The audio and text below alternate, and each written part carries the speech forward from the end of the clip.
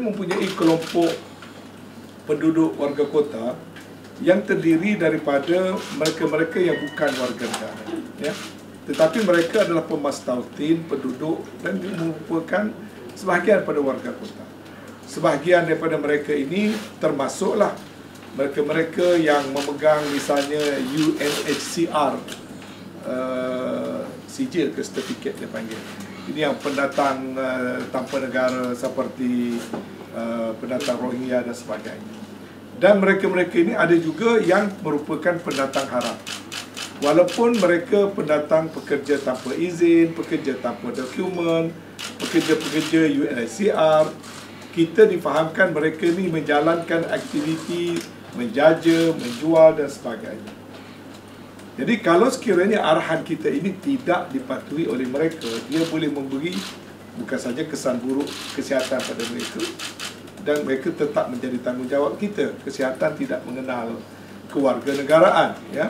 Jadi kita difahamkan sebahagian pada mereka tidak menyahut seruan untuk datang membuat voluntary screening dan sebagainya kerana dia takut pada autoriti. Dia nak keluar, dia takut dia kena tangkap. Dia nak keluar kerana dia takut tindakan diambil terhadap dia dan sebagainya. Saya ingin menjeru pada kelompok ini yang jumlahnya tidak sikit di Kuala Lumpur ini, supaya memahami keadaan bahawasanya soal kesihatan dan penularan jangkitan virus ini adalah sesuatu yang sangat penting dan kita pohon mereka bekerjasama. Misalnya yang pergi ke jemaah tabligh, ya, kita kerajaan Kementerian Kesihatan dah berjaya untuk buat screen kira 10,000 orang. Yang menyertai itu dijangka kira 16,000 orang, ya. 2,000 orang, hampir 2,000 orang adalah orang pada luar negara, mungkin mereka dah balik. Tapi 3-4 ribu lagi itu difahamkan ada yang terlibat golongan ini. Golongan yang tidak ada IC, golongan yang bukan warga negara tapi bermestautin di sini. Jadi kepada mereka kita menyeru, jangan fikirlah soal takut kerana kesalahan tertentu mereka, tapi utamakan dulu kesihatan. Kerana kalau mereka tak beri kerjasama, kesan akan ditanggung oleh mereka dan juga orang lain. Saya difahamkan ada beberapa pusat tahfiz yang tidak berdaftar di wilayah persekutuan, yang tak berdaftar dengan Jawi. Yang mengikut maklumat yang kita terima, sebahagian daripada mereka menghadiri perhimpunan tabligh dan mereka belum datang untuk membuat saringan dan ujian. Kita menyeru kepada mereka yang terlibat menghadiri jemaah yang berkenaan supaya tampil sukarela. Dan bagi yang mana-mana kita ada maklumat di mana mereka berada, kita tahu lebih kurang ada 7 pusat tahfiz tak berdaftar yang mereka ada terlibat menghadiri jemaah tabligh. Dan ada lagi beberapa pusat-pusat pengajian agama yang diketahui ada terkait dengan aktiviti yang membimbangkan pihak kesihatan. Kalau mereka juga tidak tampil secara sukarela, kita akan cari jalan untuk menemui mereka, ya. Kita dah bersetuju tadi dengan kerjasama pihak-pihak yang bersesuaian, kita akan menjejaki mereka untuk membantu mereka. Jadi jangan takut, janganlah nak lari misalnya. Sebenarnya kita nak membantu mereka dan untuk mereka membantu usaha kita semua.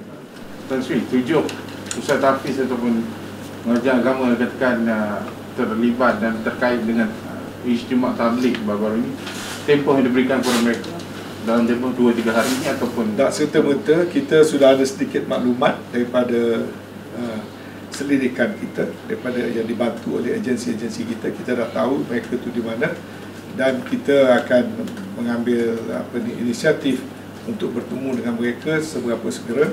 Saya juga telah dapat maklumat mereka ini ada persatuan, difahamkan ada 7 persatuan yang melibatkan ahli-ahli daripada yang memegang kad UNHCR dan sebagainya ini. Saya akan memanggil ke-7 pemimpin persatuan ini, memohon kerjasama mereka juga untuk menyampaikan mesej kepada ahli-ahli mereka. Mereka harus faham ini bukanlah satu punitive measures atau satu tindakan berupa orang kata menghukum, tapi ini adalah kebertanggungjawaan civil masing-masing, ya. Jadi kita harap mereka berikan kerjasama. Terima kasih. Yang pasal yang tadi itu pengesanan terhadap pemegang UNHCR dengan pendatang tanpa dokumen tu macam mana? Tapi dia kesan sebagainya ada. Dan ini sebab kita berdasar maklumat yang kita terima hari ini dan dibawa ke dalam mesyuarat Jawatankuasa Kerja Keselamatan. Dan kita merasakan antara agensi-agensi yang terkait, terutama sekali kesihatan, Jabatan Kesihatan Wilayah, dan pihak polis dan juga pembuat kuasa yang mana terletak di bawah Dewan Bandaraya perlu segera mengambil tindakan. Tan Sri, do you have a figure of how many people are there which are looking for? Saya tidak nak sebut dulu angka sebab biar benda tu pasti dulu angkanya, kalau tidak dia boleh menimbulkan kekeliruan. Biar kita punya jentera ataupun petugas mengambil data secara detail. Persatuan tu haram juga lah. Sebahagian persatuan tu tidak berdaftar dengan ROS, tapi kita tahu dia tu wujud. Tapi tidak mengapa tidak timbul buat masa ini, tidak timbul soal dia melanggar peraturan, tidak memenuhi ROS. Saya rasa itu bukan kaedahnya. Yang penting kita tahu mereka ni agak ada organisasi yang menyelia mereka, maka kita perlukan kerjasama daripada organisasi berkenaan. Yang pentingnya outreach dan juga komunikasi tidak terputus dengan mereka.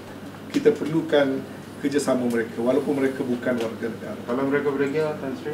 Ya. Kalau mereka berdegil? Sebenarnya apa yang kerajaan lakukan sekarang ini semuanya mempunyai punca kuasa dan kuat kuasa undang-undang. Tapi kita lebih percaya mereka akan memberikan kerjasama. Saya tahu warga kota wilayah ni baik-baik, insya-Allah. Dia dengar saya bercakap ni, dia akan dengan sendirinya dia akan bekerjasama. Ya. We love them and we love all of them.